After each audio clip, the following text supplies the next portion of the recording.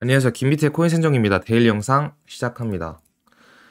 지난 30분 동안 이게 오전 6시 반 경에 있었는데 크립토 시장에서 7억 6,900만 달러가 청산되었다라는 말인데 모두들 아침에 일어나서 보셔서 아시다시피 거의 롱이 다 청산이 됐을 거예요.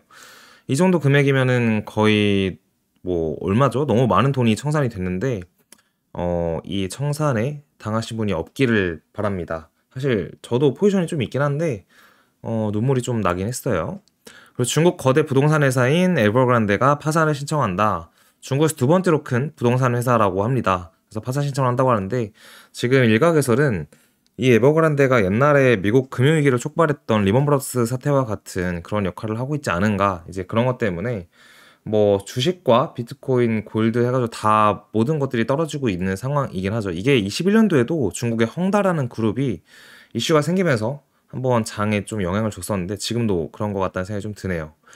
그리고 스페이스X는 2021년, 22년도에 산 비트코인 313밀리언 상당의 비트코인을 했다라는 얘기가 지금 찌라시로 돌았는데 제가 확인한 결과 팩트체크는 아직 안 된 것 같아요. 근데 이제 월스트리트에서 약간 찌라시로 돌았고, 제 기억이 맞다면 이게 오전에 뉴스가 나오고 나서 한 15분 있다가 비트가 확 떨어졌던 걸로 기억이 납니다.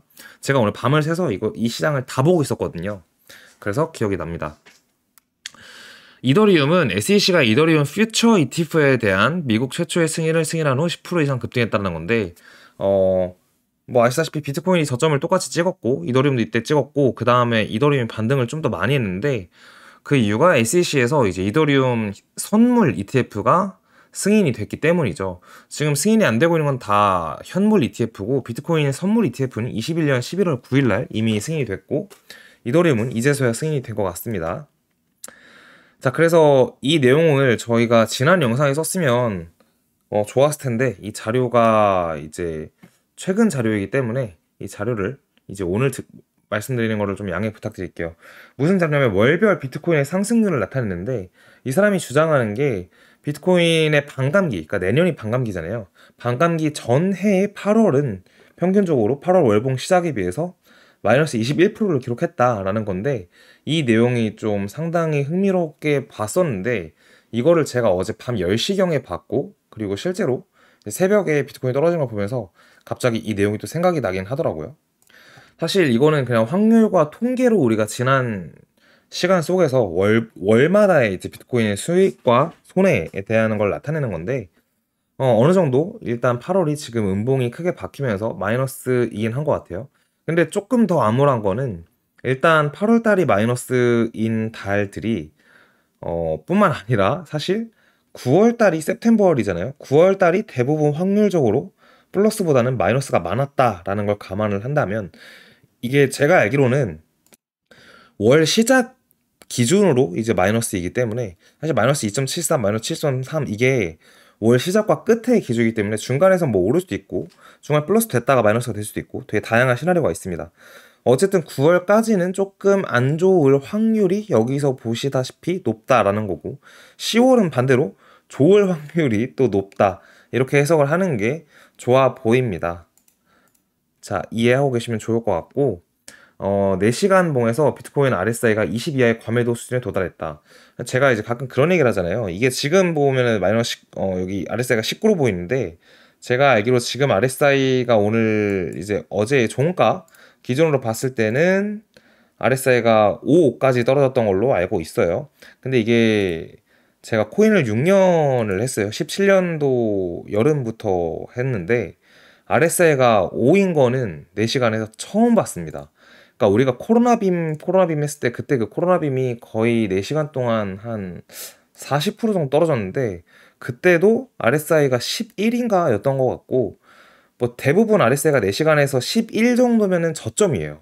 아니면 9, 이 정도가 저점인데, 이번에 5.8인 걸 감안을 하면 굉장히 충격적인 상황이었다라고 보는 게 맞는 것 같습니다. 이게 상대 강도 지수라서 결국 이 4시간들이 모인 최근에 이 4시간 캔들에서 얼마나 변동성이 적었냐, 이 변동성이 적었던 와중에 한 번에 음봉이 크게 박히니까 이제 이 과열 지수가 확 아래로 꺾인 건데, 반대로 생각하면 과매도가 이렇게 크게 왔으니 사실은 매수 구간으로 보는 게 원래는 맞는데, 이후에 이 구간에서 반등을 빠르게 해주면 매수 구간이 맞았다라고 보는 거고, 여기 살짝 반등하다가 횡보하다가 다시 아래로, RSI는 이제 20 위로 올라오면서 횡보하는 구간에 보조지표는 다 시키고 다시 아래로 떨어지면은 다시 아래로 이거 떨어집니다.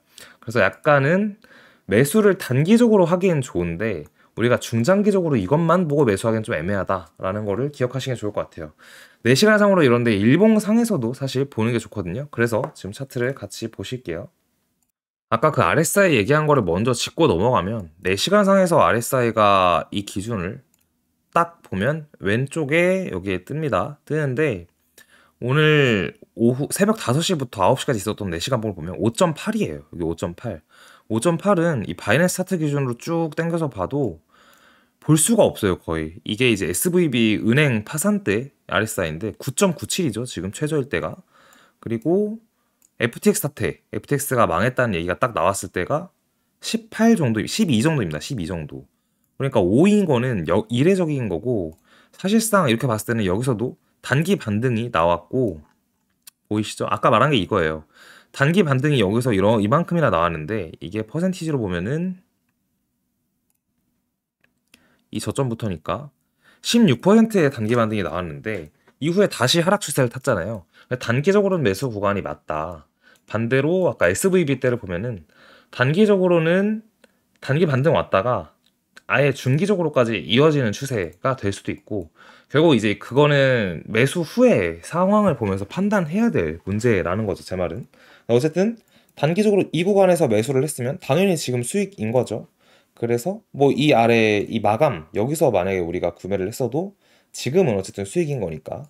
근데 이 이후의 상황들은 상황이 나오는 걸 보면서 대응을 해야 되는 영역이다라는 거고, 아까 일본과 함께 보는 게 좋다라고 얘기를 했잖아요. 일본으로 봤을 때는 RSI가 지금 21 정도입니다. 근데 RSI가 일본에서 20 이하로 간다면 그것 또한 항상 매수 기회였거든요. 보시면 RSI가 20을 딱 찍을 때가 거의 22년 6월 달 루나 사태 나왔을 때 이때 저점. 여기서 많이 샀으면은 25,000달러까지니까 거의 20% 이상의 수익권이었던 거고, 그리고 이 구간 이제 비트코인이 상승세가 다 꺾였을 때 20.26이었는데 여기서 만약에 샀어도 다음날 음봉이긴 했는데 결과적으로 좀 참았으면 48,000달러까지 35,000달러에서 거의 뭐 30% 정도의 수익을 냈겠죠. 근데 일봉상에서 지금도 마찬가지로 RSI가 21이기 때문에 만약에 이 구간에서 매수를 했으면 우리는 적어도 20% 정도 뭐 볼 수 있다. 확률적으로 그렇게 생각할 수 있는 겁니다. 그리고 저희가 지난 영상에서 설명했던 이 추세선이 깨질 때가 바로 어제, 이제 날로 따지면 그저께 이걸 깨지면서 어제 일봉에서 마이너스가 크게 찍히는 일봉이 나왔는데, 이거를 추세 이탈할 때 만약에 매도를 했다면 이건 아마 피할 수 있지 않았을까라는 생각이 듭니다. 사실 저희 영상 자체 보시면 아시겠지만 요새 거의 정보 위주의 영상이고, 사실 올해 자체를 봤을 때 지난 영상에서 2015년도, 6년도와 비슷하게 흘러갈 가능성을 더 많이 제기를 했잖아요. 그 구간이 15년도부터 보면 사실 장에 재미는 크게 없었어요. 이 구간에서도 거의 횡보의 기간이 이게 주봉인데 거의 보면 5개월, 4개월을 횡보를 했었고, 따라서 지금 당장 크게 재미를 느끼기엔 어려울 수 있다. 매수 관점으로는 길게 봤을 때 매수는 맞는 것 같다. 이렇게 얘기를 하는 게 맞는 것 같고, 대신 내년에 반감기랑 ETF랑 만약에 겹쳐져서 온다면 되게 좋은 지금이 매수의 기회일 수 있다라고 생각을 하고 있습니다. 근데 오늘 이제 또 한 가지 이슈가 있는데 SEC와 이제 그레이스케일이 ETF에 대한 그 법적 다툼을 가지고 오늘 판결이 하나 나오는 걸로 알고 있는데, 그래서 오늘 밤에 전 오늘도 밤을 샜는데 어제도 밤을 샜는데 오늘도 밤을 또 새야 될 것 같습니다. 그 내용에 따라서 만약에 되게 호전적으로 저번에 리플 때처럼 약간 그레이스케일 ETF 현물 해주는 게 옳다라는 쪽으로 방향이 나온다면, 사실 이때의 이 주봉, 양봉 이렇게 두 개 뜬 것도 블랙락이 ETF 신청했다라고 하면서부터 이렇게 된 거거든요. 아마 뭐 이러한 캔들이 또 안 나올 거라는 보장이 없기 때문에 오늘 밤 내용을 보는 게 중요해 보입니다. 그럼 오늘 내용이 좋게 나오길 기대하면서 일단 다들 금요일 잘 마무리하시기 바랍니다. 감사합니다.